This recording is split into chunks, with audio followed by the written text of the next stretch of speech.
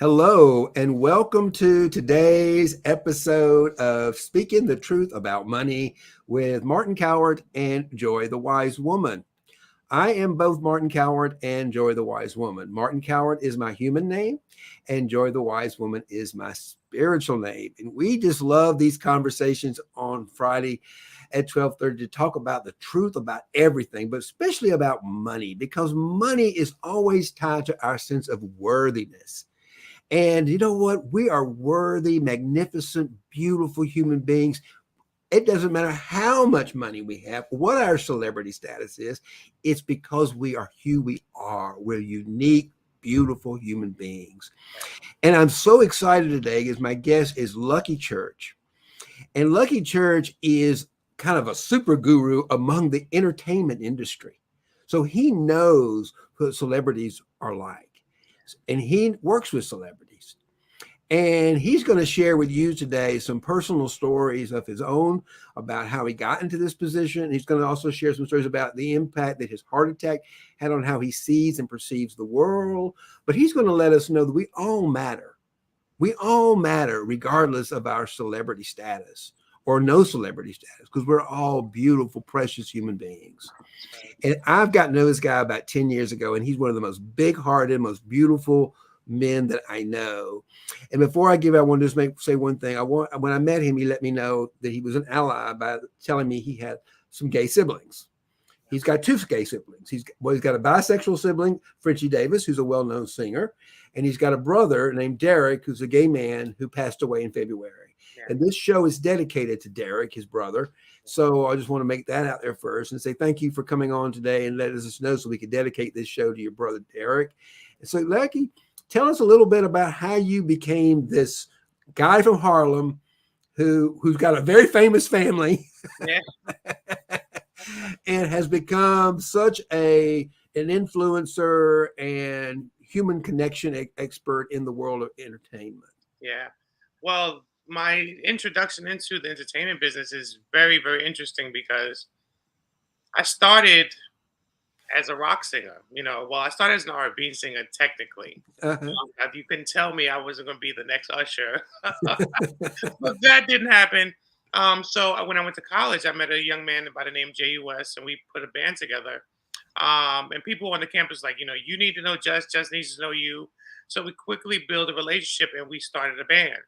And during that time frame, I was doing different roles in the band, but not understanding I was building a skill set. So while I was in the band, I was the chef, I was the therapist, I was the publicist when I didn't know what that was at the time. I was booking all our gigs, plus being one of the front men and lead singer. And I did that for a few years. I think we were together about 15 years, actually. Really? Yeah, a long time. We had a big following in Germany. But long story short, my brother, when I flew back to New York, it was in August of 2015. This is how I really got the big start in the industry, because I've been in the industry for a while, doing odd jobs and just trying to work for people as assistants and then doing my music. But my brother was running Lizzie Grubman's PR. I'm not PR, but the music division of her company. And I called him. He said, "Hey, can you come down and just help me with a few things?" Because he had had a massive heart attack himself, and he was just going through some stuff. He's not really my brother. His name is Free Smith, but he's like a brother to me. So I said, "Hey, I'll come down. Let me see what I can do." So on the first day there, I'm just helping them with some light stuff, and they couldn't get into a fashion show. So they needed some connections to the fashion show. And I was like, "Oh, I think I know the person who runs the security. I know this person. I know that person. Let me make a call." So I was able to get the team in to this event. And I think right away, Lizzie was impressed with that. And it went from me being this no name guy in her office to her kind of walking over to my brother, like, "Yo, who is he?" And, he's, "Oh, that's my brother, blah, blah, blah." And he kind of warned me. He said, "Look, if you just come in, things happen here." He was like, "So just come and be in your A game."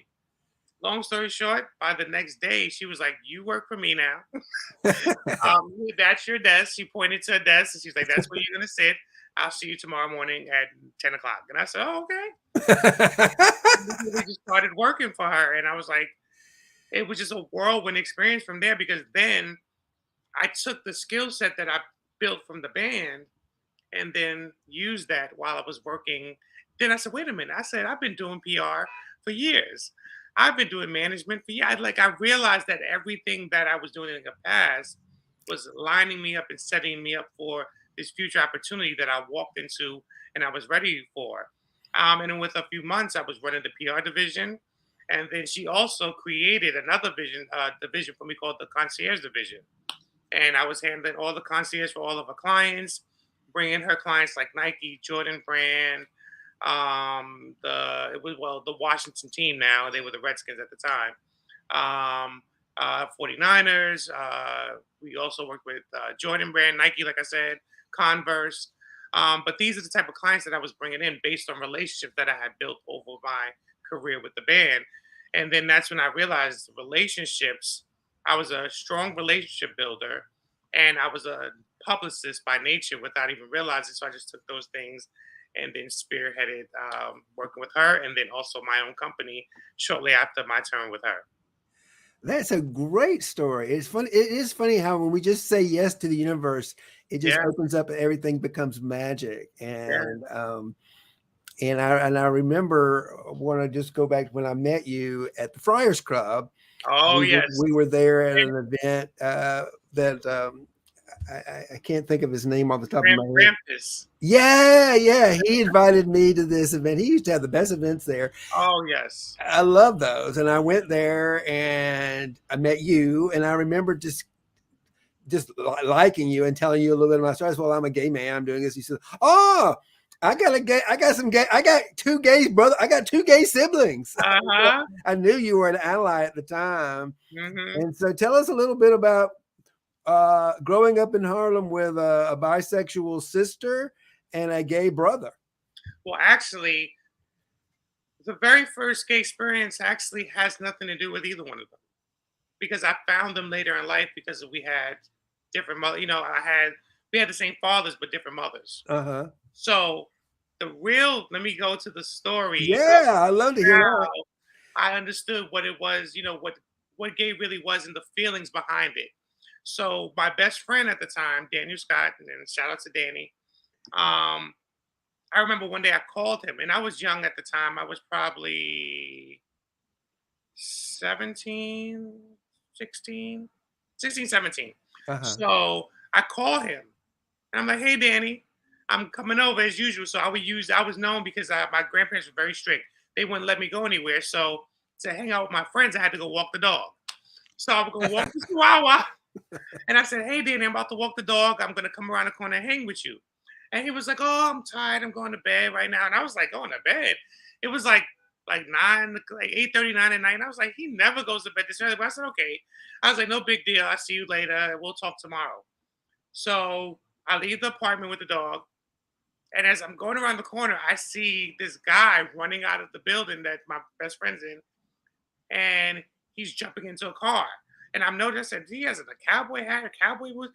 I was like, nobody in my neighborhood dresses like that. I was like, what the hell? But then I realized it was Danny. So I was furious. I was like, why would my best friend lie to me and not want to hang with me? So I took that personal. Months later, I remember him calling me. I mean, no matter of fact, like a year or two later after that, because I never mentioned this, because I just didn't want to bother and ruffle feathers. So 2 years later, he he calls me crying. He says, "Walter, I need you, because my real name is Walter." He said, "Come meet me, and I need to see you at the train station." So I went to meet him. We had a great conversation, but he starts breaking down crying. He's like, "I have something to tell you," and I was like, "Okay." And then he doesn't tell me on the train. We take this long walk, train ride. We get to the house. Then he finally tells me, he said, "Hey, I got something to tell you." And I looked at him. I said, I said, "You're crying so much. You act like you're going to tell me you're gay." And then his head popped up and he looked at me and I was like, "Oh, you gay?" So he's like, "Yeah, I'm gay. And I was scared to tell you because I thought you would, you were going to maybe not be my friend no more. Or you might want to fight me." And I said, "Well, why would you think that?" And he would say, "Well, because growing up together," he said, "me and you both would make a lot of jokes about gay people." He said, your jokes were not malicious." He said, "Because I know you're not a malicious person." But he said, "I would engage with you and not telling you that I was gay because I didn't want you to know. And I said, oh my God. I said, so this whole time, even though I've been being playful with the jokes I'm making, I said, I've been hurting you. And he was like, well, not hurting me. He said, just scaring me to confront you to tell you about who I really am. And I was like, bro, I said, you being gay is not going to change anything. I said, I love you regardless. And I was like, so all those girls you told me you had sex with was a lie? You know? So that's when we broke that. We just had a ball laughing. And then we went into more jokes, and then I started calling him Little Richard. Like we had these funny names for each other, and then he would call me his sister, you know, just to play with me. But that was a very valuable lesson about what words do to people, even if your intent is just to be joking and Yeah, playing. I love that. It's there's an impact, both a uh, an intentional and unintentional Yeah, impact to what we say and do. exactly. And what was revealed to you is that while you're right, your intention was never to hurt your friend, Yeah, but there was an unintended impact of hurt yeah, because you just weren't conscious, really, yeah. And it of the created a gap impact of what you were between us that saying. exactly. And there was a gap between us that I didn't know. And as soon as that wall was broken down, our friendship was even deeper Of because course, he didn't know that I had gay friends already. right. I was like, you? I was like, you're not my first gay friend, bro. I was like, let me introduce you to Rashid and these other people. And then these other friends that he started hanging out with, these are now his tight circle of friends. And I'm the one that actually introduced him to them because Uh-huh. I was never judgmental about that stuff. And I think that moment with him prepared me for meeting my brother, my sister, and other people in my life that I had to do business with. Just in watching my language, being careful what I said to people, building a rapport with them before maybe even I went to go start making jokes about things. Because I think we all have a sly, funny personality within us, and we love to make jokes about things that maybe only our close circle will know about. Yeah. But still, building to a point where I got to know the person before I decided to do anything like that, and make sure what they were comfortable and what they weren't comfortable with, out of respect for who they were as human beings. Yeah, that's beautiful. Yeah. I know that you had, I think this is the first time we've actually been really up close and personal Yes. since you had your heart attack. Why don't you tell Yeah. us a little bit, go back? But I remember that very clearly. I remember when you had your heart attack and you were in the hospital, and there were some days we were all we were very worried about you, my dear. Yeah. I And it bet was, you were worried about you, my oh dear. yes. I'll Tell us never, a little bit about that experience and how that has shaped the way you show up in the world today. yeah. That experience really changed my life for the better.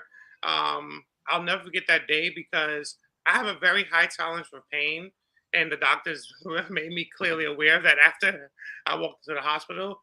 But I was at the barbershop, Mhm. and all of a sudden, I was dozing off in the chair, and that was kind of odd 'cause I never really did that before.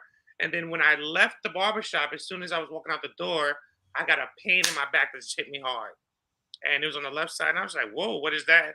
So I try, when you get it, you think it's gas. We think everything is gas pain. So I went and bought a ginger ale. Nothing was working. And I went to a concert, went and bought gas X. Nothing worked. So by the time I got home that night, I sat down. Hey, I have a pleasure to meet you too. As I sat down with my wife that night, it was about almost midnight, and she saw me. She just kept looking at me, and she's like, You never act this way. Even when you're sick, you're in pain. You never act like this." And I was like, "Well, let me just go to bed." And she was like, "Oh, wait a minute." She's like, "Go to bed." She's like, You like to stay up at night and watch documentaries." She was like, "Something's wrong." I said, "No, let me just lay down. Don't worry about it. And if I don't feel good in the morning, I'll go to the doctor." Um, Before we lay down, she looked at me. She said, "No, you need to go now." She said, "And if you she said, wouldn't you make me go if I felt this way?" I said, "Yes." So we went. The universe was open that space for me to go because when I got to the emergency room, brother, there was nobody in the emergency room. Not one. I mean, there was nurses, but there was not one patient waiting. So God, the universe was like opening a path for me. And when I got there for 2 hours, they ran tests on me, asked me questions, and they couldn't find anything. But I was being cool with the nurses, hugging them and everything. And next thing you know, the head nurse comes and says, "You know what? Before you leave, would you mind us doing one test? Because she said sometimes that pain can be a red herring for something that I hope it's not, but let me just check. So they gave me, I believe, was it the CAT scan or MRI? I think it was a CAT scan. Um, and I remember the look on her face after she saw it. Because you can watch them, and she ran out. She's like, "Are you okay?" And I was like, "Yeah, I'm fine."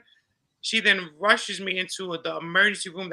There's another emergency room in the emergency room, which I then found out for the real emergencies. Um, so then a lady in a white coat comes over and she's like, "Look, I don't have time to play with you. You are having an aortic dissection right now. It's burst." She's like, and I don't. She said, "We don't even understand how we're talking to you right now." She was like, "But we need to rush you into emergency surgery right now, or else you could easily go to sleep and just die." She's like, she's like, I can't tell you any other way because I need you to understand this is an emergency." And I remember one tear rolling down my face. I looked at my wife. I was like, "Let's do what we got to do." And I don't know what it was that took over me, but there was like a calmness that took over. And I remember calling my family. I'm trying to reach people. It was like 6 o'clock in the morning, and I had to be in the surgery at 7. And I'm just calling everybody. Nobody answers, but one person answered the phone, which is one of my best friends. Shout out to Ty Hunter. I love him.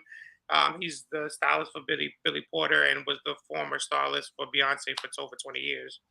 And I called him, and he answered, and he said, "What's wrong?" And I said, "I'm about to go into heart surgery, and I just wanted to speak to somebody before I go." And he was like, "Lucky." He said, "God is not done with you yet." He said, "So you're going to be fine." He says, "Don't even worry. Call me after surgery. I love you. I'll see you tomorrow." Yeah, beautiful. Just like that. Thanks. And Gave me chills. I said, thank God for allowing him to answer the phone because somebody else would have panicked and went crazy on me, which would have then spiked my heart rate and made me go crazy. He just had a regular conversation with me and put me at ease. And then I went into an 8.5 hour surgery. Um, and by the grace of God, that's before it was 24 hours after surgery. I would say maybe a good 13 hours after surgery. I was already up, awake, and trying to eat food and walking around the room, doing things that I wasn't supposed to be doing Uh-huh. that they were confused about. But the blessing was there, and that's the story of my first heart surgery, man. And then the second one was more maintenance. But I just after that, when you see how life can be just gone in an instant, I stopped stressing about stuff. Like nothing would get under my skin. I didn't, and not to say that I don't care about anything, because that's just a term that we easily use. But I let things roll off of me, things that I couldn't control. Yeah, I think what I'm hearing is that what I know is that we that those dark moments move us into a deeper light of truth of unconditional love.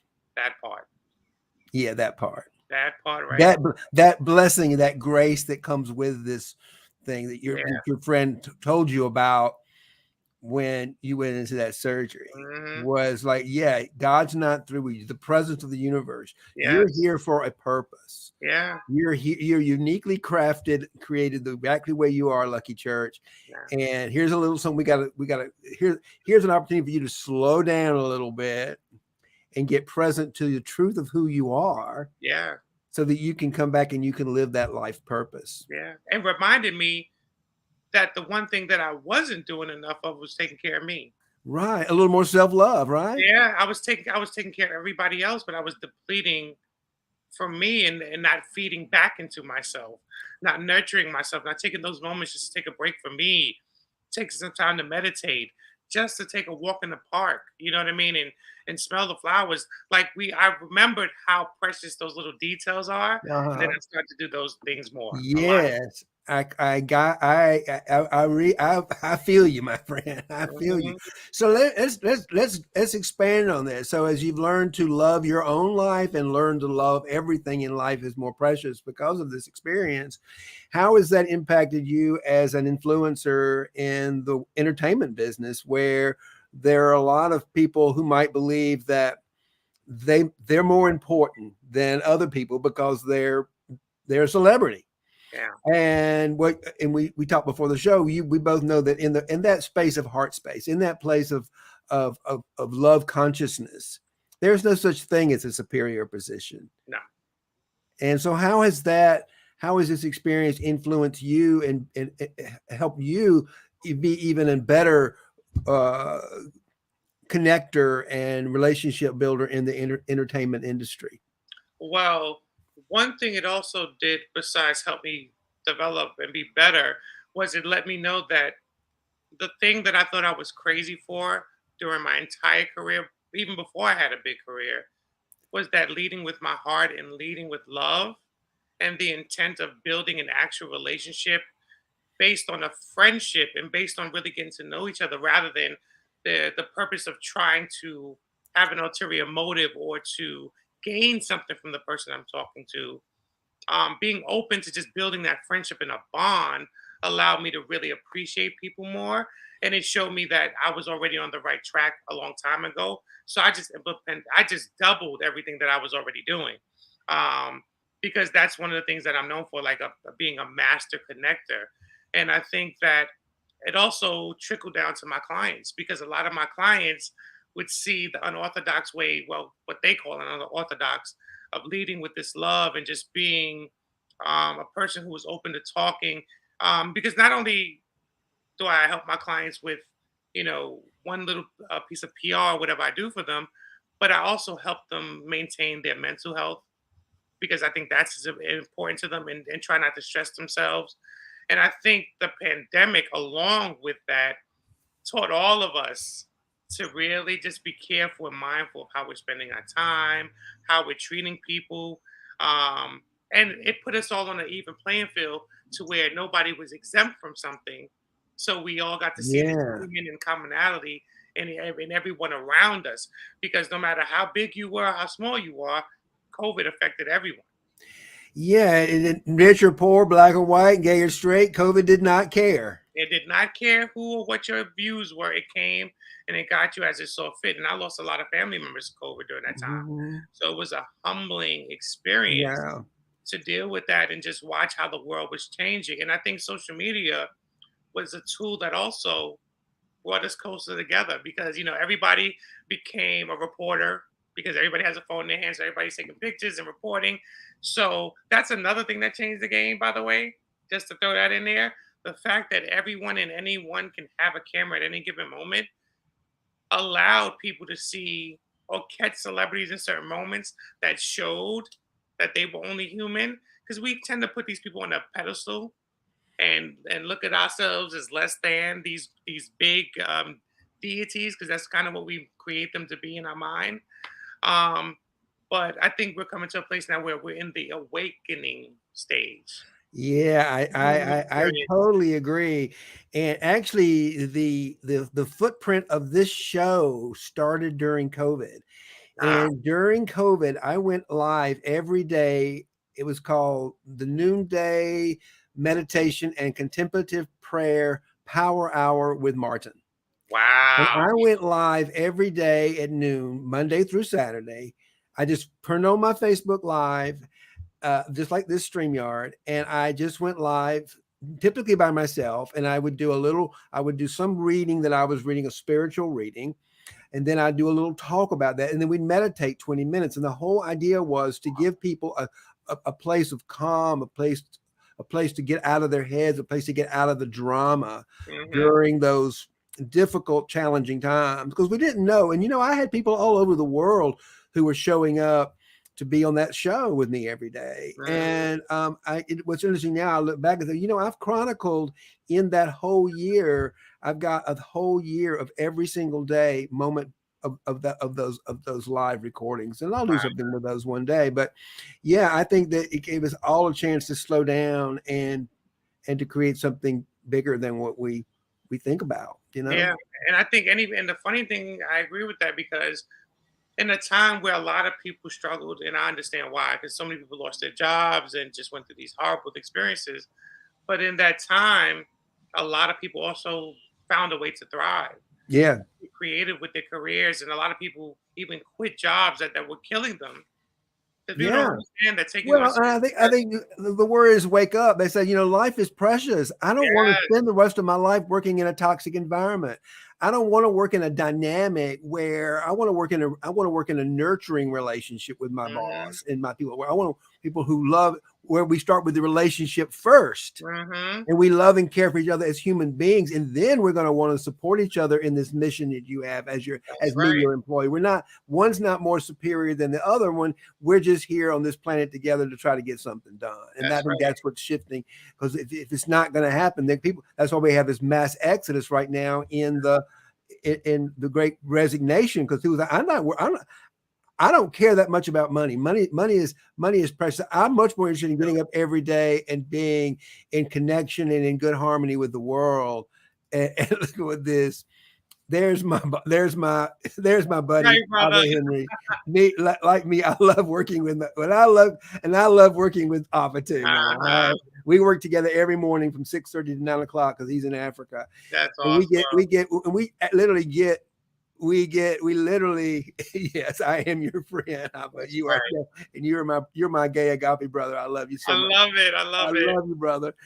And thank you for piping in here and saying hello to us, because we do this every day, and we are learning how to work together in virtual space, because I think that's what's so missing right now Yeah. is as we move to people, it's all transaction driven and Mm-hmm. not relationship driven. And I have Exactly. discovered that by just turning on the Zoom with my brothers over there, with Abba and Paul and others that I'm working with in Africa every day, we just turn on our Zoom at 6:30 and 9 o'clock, and we just co-work. Yeah.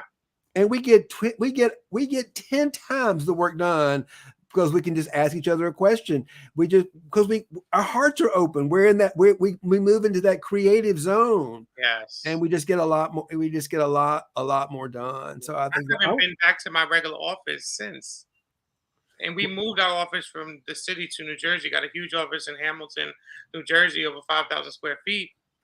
But I love working from home. I love the freedom to get, because I'm a pacer. So, I'm one of those people. I get up when I'm thinking. I like to walk and move around. So I'll take a meeting and I'll go walk in the park, and I'll have my headphones on and the sound blockers, and I'll have a meeting in the park. It's so freeing. yes, It's allowing my mind to even be more creative and exactly. really rethink my business structure and how I do business. So I'm in a really, really, really good space right now. And I think the pandemic was a blessing.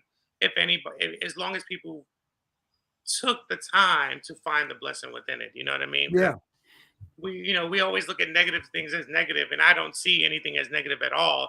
I see either everything as a lesson or a blessing. You know what I mean? I think negative, we live in a spectrum. Yeah. Oh, that part. We live in a spectrum of light. And so we either have light energy, which is positive, creative energy, or there's a shadow of that light where you're not able, and that's the negative. Hmm. That's by definition, it's a negative energy. Yeah. And it's not creating, it's actually pulling creation out. Yeah. So we need that to bounce off of. So we can, oh, I gotta this is not feeling too good. This is a negative thing. Let me just let this go and see what beautiful opportunity there's going to be on the other side of this. That's right. Ooh, you better Yeah, preach.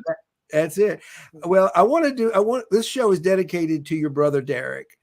And I Yes. want to spend the next few minutes talking about Derrick, what he did, your relationship with Derrick, and just share with us. I mean, one thing we really appreciate as I can say for me as a gay man, and I can speak, and I think I can say this speak for almost all LGBT people. We just love and appreciate our allies who are not part of this community, because we couldn't do it without you. Yeah. And I know that Derrick was very fond of you. He had to be proud of you. And so I'd like to hear your side of that story, and what you'd want to be said about him as we dedicate this show to Derrick. Yeah. And I think, and back to the original story about my best friend Danny, that ties into my brother Derrick, because that situation prepared me for when I actually met Derrick. Because the first time I met Derrick, this is a great story about how I met my brother. The first time I met him was actually at my father's funeral. And I'll never forget this. I'm at the casket, I'm sitting in the front row, and this man comes in. And now this experience happened before the experience I'm telling you about with Danny when I saw the boots. I was probably 13 when this experience happened that I'm talking about now. And this guy with a fur coat walks in, and he's fabulous. You hear me? And I'm, and I'm looking, he's all over that my father's casket. So me being a 13 kid, I said, "Oh, that must be daddy's boyfriend." Like this is, I don't know what to think. I was like, "What is happening here?" So then I go to the bathroom, and my uncle Ralph comes in the bathroom, so I'm using the commode, and the stand-up urinals, and I'm using it. So then my uncle comes, right on the left side of me, and then on the other side of him, Derrick walks in and is using. So we all use the bathroom, and my uncle goes, "Walter, this is your brother Derrick." And I said, "Oh." So and at that time I didn't even know I had another brother, because I had a little brother who lived with me, and I was just like, "Oh my God, I have a brother." But I tell you that story to tell you, I tried to connect with him for years, but he didn't, because my family, some of the family wasn't too nice to him in certain areas. So he thought I would also be the same, and how people treated a lot of gay men in the streets. Being that he didn't know me, he kind of assumed that I would just be that kind of a person because I was from the hood and what I would do to him. So that put a damper on our relationship for years, not in a bad way, but just we couldn't connect. Mm-hmm. One day, my wife brought him to my surprise birthday party for my 30th birthday. And when he walked in and he met my friends, he was like, "Oh my God." He said, "You have so many gay friends." I was like, "Of course I do." I was like, "I love everybody." And he was like, then we hugged and we cried. And from that moment on, we were almost inseparable. Like he told me the stories about how he started with the House of LaBeIJA. At one point, he was also the father of the House of LaBeIJA, how he was one of the top voguers in the world. He also was a dance teacher. He also taught, I don't know if you remember the video, Single Ladies, Yeah. Beyonce. So one of the girls in the video is his student and protege.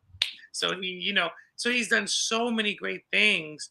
And just knowing that my brother was happier to have love for me and a connection with me, even more happier than he was about the career he had built for myself, just spoke volumes about him as a person. You know what I mean?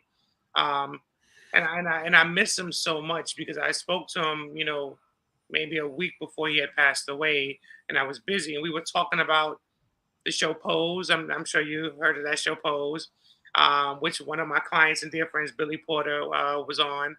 Um, and it just, that show actually made us connect even deeper, because he had told me his story before, but sometimes when you don't have actual visual to see things. And I remember that opening scene in Pose when the kid got thrown out his house and the stuff got thrown in the garage. They threw it right on the lawn and just kicked on. The family disowned him. And I called him after that first episode crying. And I was like, "Bro, is this some of the stuff that you talked about growing up?" And he was like, "Yeah." He said, "I never really went through that, because my brother was always bold and he could fight. So if Yeah. you talk mess about him, he's gonna knock you out."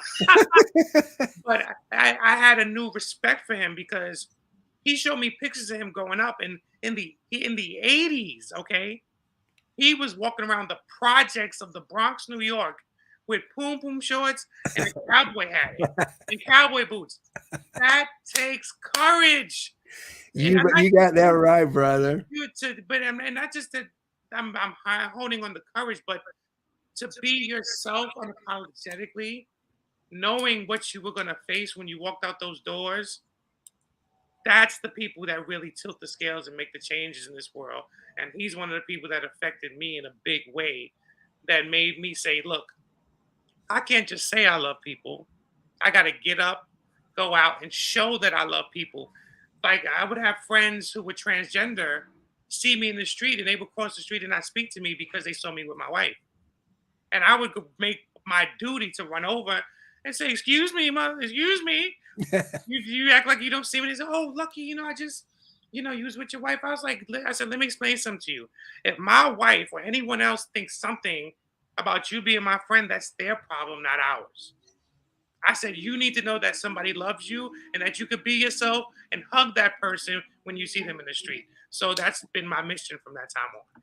Wow, you're such a beautiful, loving man, and I appreciate you. You know what? I went as I shared with you before. Abba, who's jumped in, he's a gay African man, and I went to Africa in last November, and he opened my heart to seeing a whole new world of being queer, Yeah. being queer African, and especially with the transgender community, because those people in Africa are bold. Yeah. and they And are I love that. courageous, and I love it too. So, And you have and to. so I want to dedicate this show to to Derrick and all the people who had the courage to get out and just be themselves, because Yeah, that's how we change the world. We change that the part. world by being ourselves, by being in the heart, and and that's how we make change happen. Yeah. It's not what we do; it's who we be. Oh, come on. You better talk, Reverend. Yes, sir, brother. Well, we're up at I knew if we go by too quickly because I just love you so much and I We have to love do this talking to you. again as soon as we We'll definitely do it again on the show. Yes. And I live in New Jersey, and I want us to get together and have lunch and just talk about some things. I know you got some cool things going on in Africa, and I do too. And I think we could find some ways to collaborate and help each other out with those Yeah. projects. And I'd love to be part of yours. So we'll definitely do that. But before we close it out, I'd like to give people, if you would, anybody who wants to get to know a little bit more about you, wants to get to know you, how is the best way for people to contact you and they just want to become your friend and get to know you? And I know Yeah, that you're a no pretty problem. accessible guy. Yeah, I'm big on that. I'm big on building friendships and new relationships. So anybody who wants to see a little bit about me, you can find me anywhere across social media, Instagram, Twitter, TikTok, all that stuff at Lucky Church. So that's pretty simple. And if you want to email me and just reach out and just see what I'm doing, or maybe just see if there's a project we can collaborate on, or what I do specifically, you can reach me at iamluckychurch@gmail.com. And I'm always open and available to, like I said, meeting new people and seeing how we can collaborate. And also on my Instagram page, if you go into my bio, there's a link that says a link tree, which opens up a whole lot of articles and contact information to reach me as well there. So please do not be afraid. Reach out to me. I do not bite. You know what I mean? He is, I will say one thing about you are the real thing when it comes to connection. Like I said before, one thing I knew about you when I met you is that I've always said you just got my back, brother, Yes. and I've got your back, and that's something we just sort of intuitively knew in that first meeting, and it's so great to be back together again after all these years. Yeah. Hold on one second. I want to give out a shout out for something I got very exciting. I've got going on starting on Monday. I'm a spiritual mindset coach, and I've got a brand new revised 5-day free workshop. It's called the GBTQ, the Gay, Bi, Trans, Queers Hero's Journey to Infinite Potential. Wow. And it's a revised program because here's something that happened. I changed in the last year. I went to Africa and opened my heart, which opened to a deeper place in my heart. I went deeper into heart space. And then just recently I was at the Gay Coaches Alliance with 30 of the most brilliant, powerful gay coaches I've ever met in my life. And it even opened up my heart to a deeper place. So I've revised this program to help more and more of my gay, bi, and trans brothers and change agents and brothers to get deeper into the heart so they can be more powerful and step into that infinite potential and make the change in the world that they're here to do. And that workshop is starting on Monday. It's free. It's less than an hour a day. And I'm going to leave the link here for you to sign up. Please register. And I want to show why if you're not gay and you're straight and you're a woman, you're welcome to take the workshop. I want to explain to you why from a coaching perspective, I work with men because I do shadow work and I don't understand the interior landscape of women from a shadow perspective. So if you're an ally and you're comfortable and you want to come be with us, you're by all means welcome. If you got the courage to come hang out with a bunch of gay, bi, and trans men, please join us for that workshop. Everybody's welcome to come in the workshop. I want anybody to come into heart space. So that's what I just want to say out there about that. So I'll drop the link near the picture when we release this video on YouTube, and also this will be coming out on a podcast, and I'll give you the information on that. So, I'd love for anybody to come in and join us and be part of that free workshop next week. Again, it's going to be less than an hour a day from noon to 1, maybe even less than that, less than an hour. And of course be replays for people because no one's got the bandwidth or the time to Yeah. block out an hour a day for 5 days. I don't care how good the workshop is. So we're going to have replays for you to come and you can watch them at your leisure. But I'd love to have as many people as possible show up. We're going to be on Zoom, and so register and come join us over there for that next week. And I'm very excited about that. And you come join us too, Lucky. We'd love to have you. I'm going to come join, actually. I would love to have you in the. I would love to. I'll share one little thing about this. It is new and it is revised, and it is my work of art. And I'm feeling a little bit vulnerable. So to have you in the room to support me would really feel good, quite frankly. I would love that. Yeah. Yeah. I mean, that's the truth, So thank you so much, Lucky, for being on here with me today. Can I say one more thing before we go? You can. So you can. This is important. I wanted to make sure I say this because it's something that my mom. So when I say my mom, my real mom passed away in 2004, but my sister that I met later in life, her mom, Sharon Haywood, has become my mother as well. The best thing ever. But what I'm want to say by mentioning her name is the way me and you have a relationship, Martin.